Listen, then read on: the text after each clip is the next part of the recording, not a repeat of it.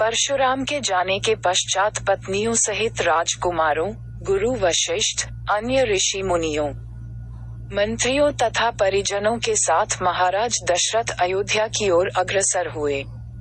मंत्रियों ने शीघ्र ही 2 शीघ्रगामी दूतों को सभी के वापस आने की सूचना देने के लिए अयोध्या भेज दिए। दूतों के अयोध्या पहुंचने तथा सूचना देने पर नगर के सभी चौराहों, अट्टालिकाओं, मंदिरों एवं महत्वपूर्ण मार्गों को नाना भांति की रंग बिरंगी ध्वजा पताकों से सजाया गया। राजमार्ग पर बड़े बड़े सुरम्य द्वार बनाए गए और उन्हें तोरणों से सजाया गया।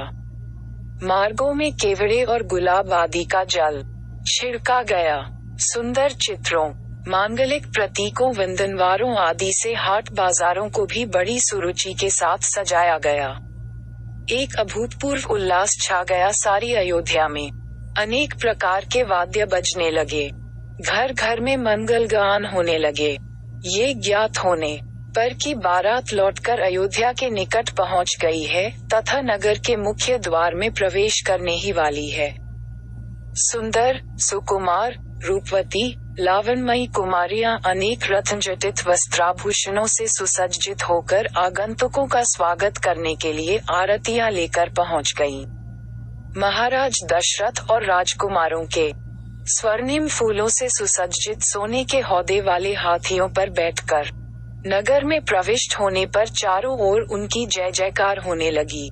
ऊंची ऊंची अट्टालिकाओं पर बैठी हुई सुंदर सौभाग्यवती रमणियां उन पर पुष्प वर्षा करने लगीं।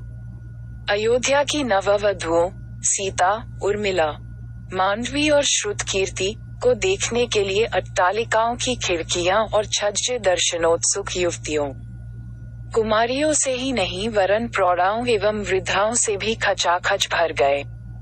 सवारी के राजा प्रसाद में पहुंचने पर राजा दशरथ की समस्त रानियों ने द्वार पर आकर अपनी वधुओं की अगवानी की। महारानी कौशल्या, कैकेयी एवं सुमित्रा ने आगे बढ़कर बारी बारी से चारों वधुओं को अपने हृदय से लगाया और असंख्य हीरे मोती उन पर न्यौछावर करके उपस्थित याचकों में बांट दिए।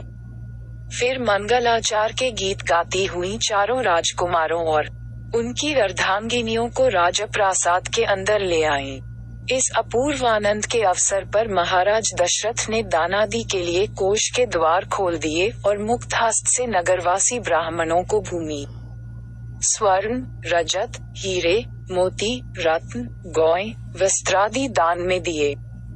राजकुमारों को राजप्रासाद में रहते कुछ दिन आनंद पूर्वक व्यतीत हो जाने पर महाराज दशरथ ने भरत को बुलाकर कहा, वत्स, तुम्हारे मामा युधाजित को आए हुए पर्याप्त समय हो गया है। तुम्हारे नाना नानी तुम्हें देखने के लिए आकुल हो रहे हैं। अतः तुम कुछ दिनों के लिए अपने ननिहाल चले जाओ। पिता के आदेशानुसार भरत और शत्रुघ्न ने अपनी माताओं तथा राम और लक्ष्मण से विदा लेकर अपने मामा युधाजित के साथ कैकेय देश के लिए प्रस्थान किया।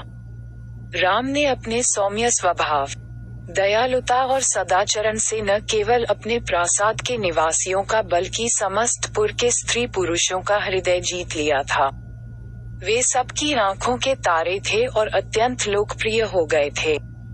परिवार के सदस्य उनकी विनयशीलता, मंत्रीगण उनकी नीति निपुणता, नगर निवासी उनके शील सौजन्य और सेवकगण उनकी उदारता का बखान करते नहीं थकते थे।